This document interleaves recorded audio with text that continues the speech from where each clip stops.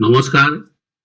আজি মই মোৰ বাৰ্তা শিতানত মিছাইল মানৱ ডক্টৰ APJ আব্দুল কালাম আৰু তেওঁৰ আত্মকথাৰ কাহিনী এটা ক'বলৈ লৈছোঁ। আজিৰ কাহিনীটোৰ খণ্ড নম্বৰ 37। ৰাষ্ট্ৰপতি ভৱনৰ মোগল গাৰ্ডেন আৰু এই গাৰ্ডেনখনৰ সৈতে কালামৰ কেনেধৰণৰ সম্পৰ্ক আছিল সেই বিষয়ে আজিৰ এই খণ্ডটিত আলোচনা কৰিম।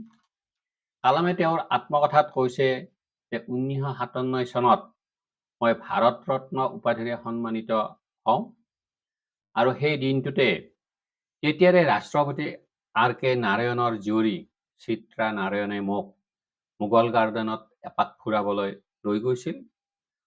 মোৰ লগত মোৰ ককাইদেউ আৰু নাতি নাতিনীও আছিল। সেইটো মোৰ বাবে এক অনুপম আনন্দদায়ক আছিল। উদ্যানৰ মনমোহা শোভা দেখি পূৰ্ণিমা নিশা তাত থাকি মোৰ মনৰ হেঁপাহ দূৰ কৰাৰ মোৰ ইচ্ছা জন্মিল। উদ্যানখনৰ প্ৰতি মোৰ ইমানেই দুৰ্বলতা জাগি উঠিছিল যে মোৰ এনে ইচ্ছাৰ কথা মনৰ পৰা আপোনা আপুনিয়ে বাহিৰ হ'ল।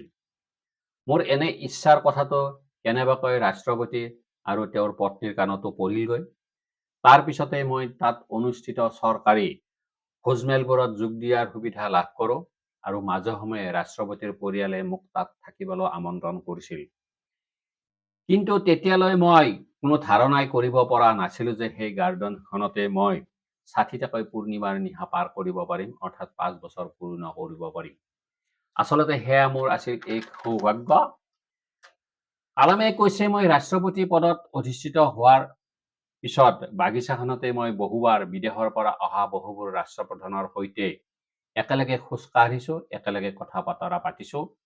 ইয়াৰ ভিতৰত 2007 চনত সাৰ্ক দেশসমূহৰ মুৰব্বীসকলৰ সৈতে খোজ কঢ়াটো আছিল মোৰ জীৱনৰ এটা স্মৰণযোগ্য অভিজ্ঞতা। খোজ কাঢ়োতে হোৱা কথোপকথনবোৰৰ মাজতে এবাৰ পাকিস্তানৰ প্ৰধানমন্ত্ৰী শৌকত আজিজে কোৱা কথা এষাৰ মোৰ আজিও ভালদৰে মনত আছে। তেওঁ কৈছিল, আমি যদি মোগল গাৰ্ডেনতে বহি দ্বিপাক্ষিক আলোচনা কৰিব পাৰোঁ তেনেহ'লে আমাৰ দুয়োখন দেশৰ মতবিৰোধবোৰ নিমিষতে ইয়াত বৰফৰ দৰে গলি নিঃশেষ হৈ যাব। শ্ৰীলংকাৰ প্ৰধানমন্ত্ৰীজনাই এবাৰ কৈছিল, ইয়াত চাহ মেলৰ আয়োজন কৰাতকৈ ইয়াত বহি আমাৰ অঞ্চলৰ উন্নয়ন সন্দৰ্ভত আলোচনা কৰাটোহে উচিত। এই মোগল গাৰ্ডেনতে আমেৰিকা যুক্তৰাষ্ট্ৰৰ ৰাষ্ট্ৰপতি জৰ্জ ডব্লিউ বুছ আৰু তেওঁৰ পত্নী লাৰা বুছৰ সন্মানাৰ্থে ভোজমেলৰ আয়োজনো কৰা হৈছিল। মোগল গাৰ্ডেনখন সন্দৰ্ভত কালামে কোৱা কথাবোৰৰ আন এটা কথা হৈছে যে মই এই গাৰ্ডেনখনত 2টা জুপুৰি সজাইছিলোঁ। সম্পূৰ্ণ প্ৰাকৃতিক বয় বস্তুৰে এই জুপুৰি 2টা সজা হৈছিল। তাৰে এটা ত্ৰিপুৰাৰ কাৰিকৰে নিৰ্মাণ কৰি উলিয়াইছিল। সেই পজাটোক চিন্তন পজা অৰ্থাৎ থিংকিং হাট বোলা হয়। মোৰ ইনডমিটেবল স্পিৰিট অৰ্থাৎ অদম্য শক্তি নামৰ গ্ৰন্থখনৰ বেছিভাগ এই পজাটোত বহিয়ে লিখা হৈছিল।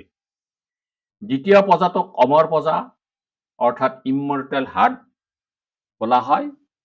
মোৰ অইন এখন গুৰুত্বপূৰ্ণ গ্ৰন্থৰ জন্ম হয় এই অমৰ পজাটোতে। গ্ৰন্থখনৰ নাম গাইডিং চল অৰ্থাৎ পথ প্ৰদৰ্শকৰ আত্মা দিয়া হয়। সঁচা কথা ক'বলৈ গ'লে মোৰ বহু কবিতাৰ অনুপ্ৰেৰণাও পাইছিলোঁ এই 2টা পজাৰ তলতে। ৰাষ্ট্ৰ সম্পৰ্কীয় কিছুমান জটিল সিদ্ধান্ত লোৱাৰ সময়তো মই এই পজা 2টাকে ব্যৱহাৰ কৰিছিলোঁ আৰু ইয়াত বহিয়ে মই ইয়াৰ সমিধান বিচাৰি পাইছিলোঁ। এই শ্ৰদ্ধাৰ ৰাইজ, কালামৰ এই কাহিনীটো ভাল লাগিলে আপোনালোকে মন্তব্য দিব পাৰে আৰু প্ৰয়োজনত এই বাৰ্তাটো আনলৈ প্ৰেৰণ কৰিব পাৰে। ধন্যবাদ।